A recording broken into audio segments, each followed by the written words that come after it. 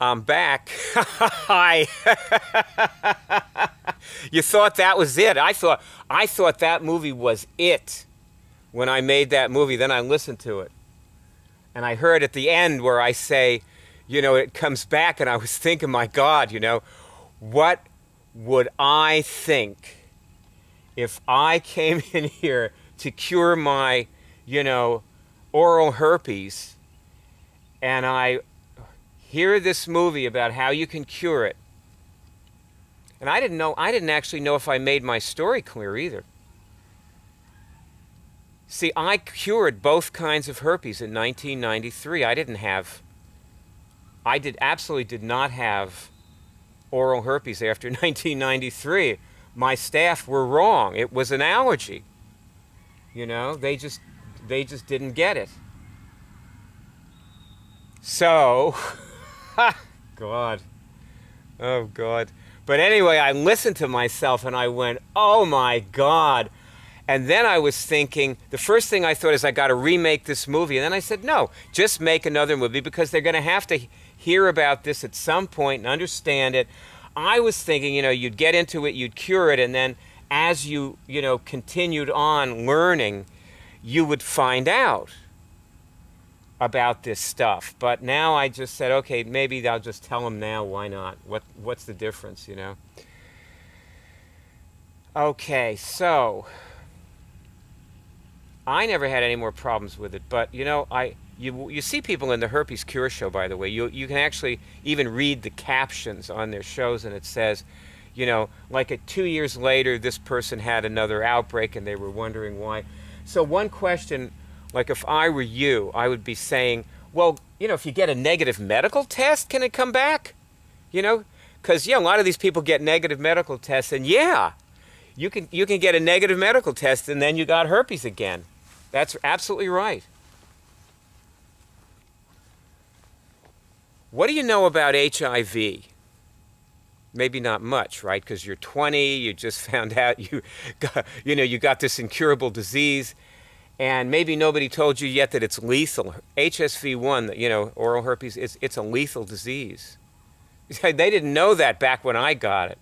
You know, heart attacks, cancer, you know, like you're sitting there saying, I got to get rid of my, you know, oral herpes. But no, you got to get rid of your heart attacks. So, yeah, right, because you'll read the research on the web. And this is the tip of an iceberg, what they've discovered about it. So you really have to actually eradicate the virus. And a lot of people just are not committed to that. Like, they just want to get rid of the symptoms, you know. And see, with HIV, I don't know what you know about HIV because you're 20 years old and you just found out you got it. You have no gay friends, you know.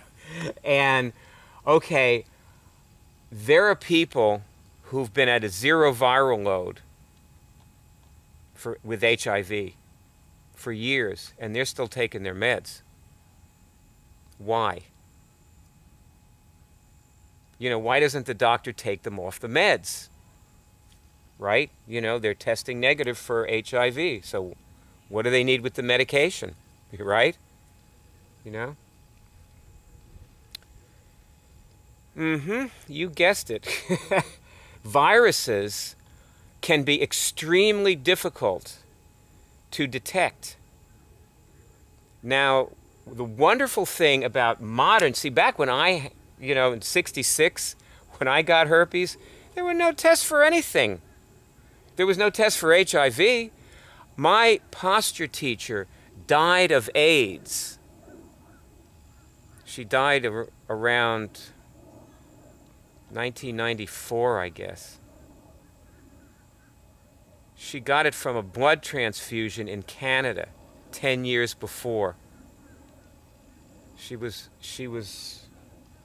brilliant, changed my life. This woman changed my life. And she, you know,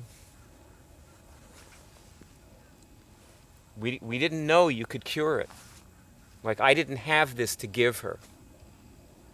I mean, I was just developing it, and you know, she was living in another city, and we tried to mess around with it. Like, my first cancer cure was in 1993.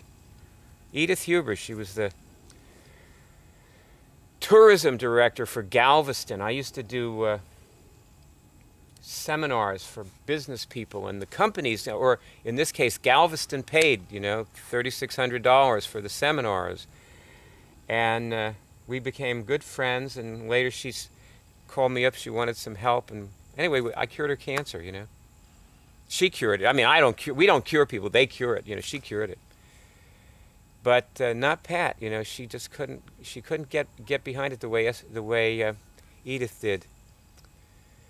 So anyway, okay. So that's yeah. I mean, like the person with HIV, if they go off their meds, they could find, you know, 6 months later, all of a sudden, they've got a viral load again, and this time it gets very hard to go back on the meds. Okay, so this is why the doctor doesn't say, oh boy, you're testing, you know, 0 viral load, let's ramp those meds down, you know. They just keep right on going forever, for the rest of their life. So, this is the thing about herpes. I think a lot of people just are, people don't care about feeling good. I'll tell you what. You know the calm, clear place that you went into in lesson 1? you know, you're doing this, hopefully by now you're doing this and you know what you're doing, okay? You're doing something anyway that's getting you to the calm, clear place, and you're feeling good. Well, we didn't know you could cure anything when we started doing this. All we were doing was doing it to feel good. You know, we started doing this to feel good. So, and then I blundered into like that I could take my herpes out, and that's how we learned like you could cure stuff. That's what happened.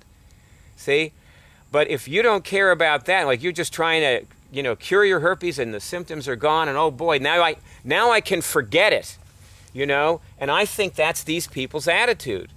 Oh, I got it. I did it. I'm not getting outbreaks anymore. And see, another thing, when I got herpes, you know, you got a herpes outbreak every few months.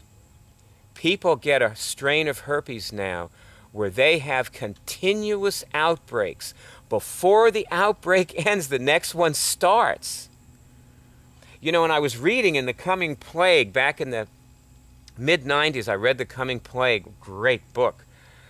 And there was one thing she was saying, Laurie Garrett wrote it, about how a person would, they'd take a drug for, I think one of them was a cyclovir, for herpes to get rid of the symptoms. And when they discontinued the drug, they discovered that what they then had was a strain. It mutated. The virus mutated when they took the drug. And what they had was a strain of herpes that was 100 times more virulent than their original case of herpes. And this is what they then went out and infected people with. And this is why you now see all these people getting these back-to-back outbreaks like they're never without an outbreak.